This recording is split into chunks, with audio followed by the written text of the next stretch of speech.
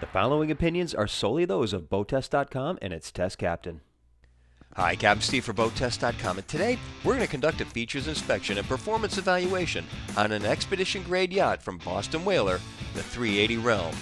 She's well suited for offshore work with her pedigree hull, and for entertaining, she's equally well qualified with multiple social zones throughout her 38-foot overall length. While we certainly can fish off the 380, the Realm lineup is actually the first from Whaler to offer fishing features as an option. She's clearly more of a social butterfly with the first social area right in the 45 square foot aft cockpit. There are steps to the starboard cockpit, and to port is an inward opening hull side door, both making it easy to enter and exit the 380. If we use this as a dive door, there's a reboarding ladder stored right nearby, right near the point of use, and a flip grab handle is right alongside the door. The beefy hardware is not surprising. When it's time to relax, pull out the transom bench seat. Additional seating is forward, that includes a flip footrest.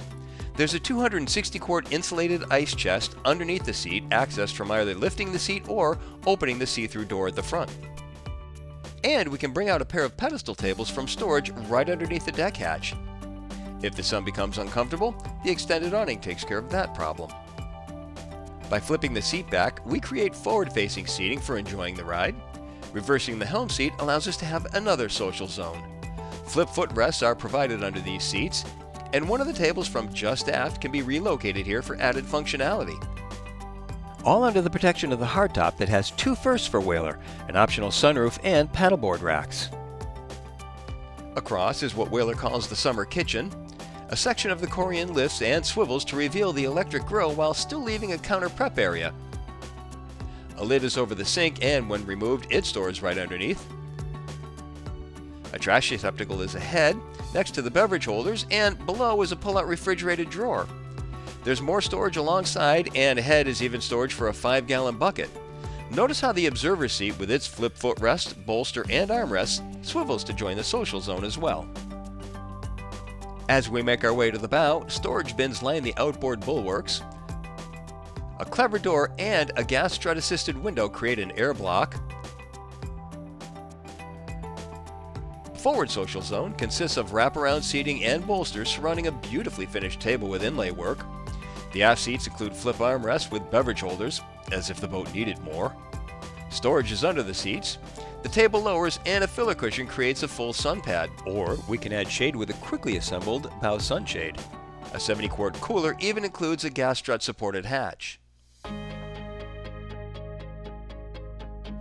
For overnighting, the cabin includes forward V seating surrounding a high-low table for conversion to a berth. The table also slides for easy entry and egress. Storage solutions occupy the starboard bulkhead.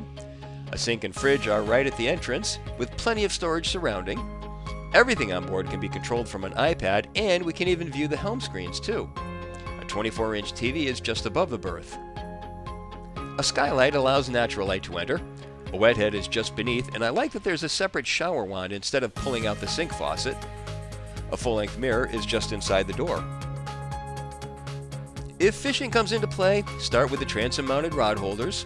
Fresh and raw water washdowns are in the aft bulwarks. Notice the trays for excess dock lines, how they also serve as tow rails. We can have pre-rigging for electric reels. Insulated and chilled fish boxes are to both sides of the cockpit. Moving to ops, cleats at the stern are under the gunnels and accessed through hawse holes in the cap rail. Shore power connectivity is to the starboard side of the cockpit.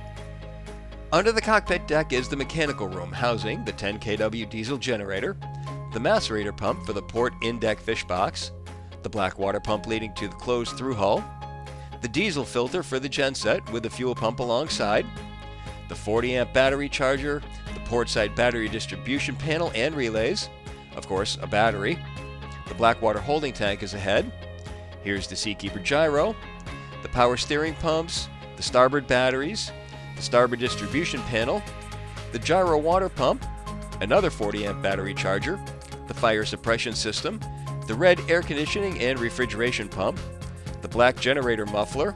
Way back here is the starboard fish box macerator. In the center are the air conditioning, gyro, and generator strainers. Of course, a low and high water bilge pump with float switches are just ahead. And I notice how everything is electrically bonded properly, and it's all in one location for ease of access. The main electrical panels are below on an overhead bulkhead, 12 volt to one side, 120 volt to the other. Engines are either quad Merc 300s or 350s, with or without joystick piloting. Our test boat had the whole enchilada with 350s and JPS. Forward, a hatch conceals the electric windlass.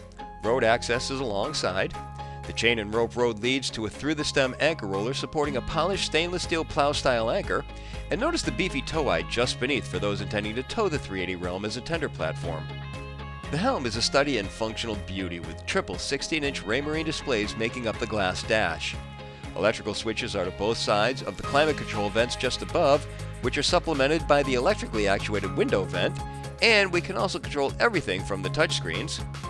Below the screens are the Fusion stereo with optional Sirius XM and the dual ignitions. To the right is the 9-inch Mercury VessaView display with, among its many features, cruise assist speed control, bow hook, sky hook, and drift hook. The digital throttle and shift is on a console extension to the right, and further right is the JPO joystick. The breaker panel is conveniently located next to the helm for a change. High marks to Whaler for that. Of course, when it came time to get underway, that Mercury joystick steering made a non-event of the procedure.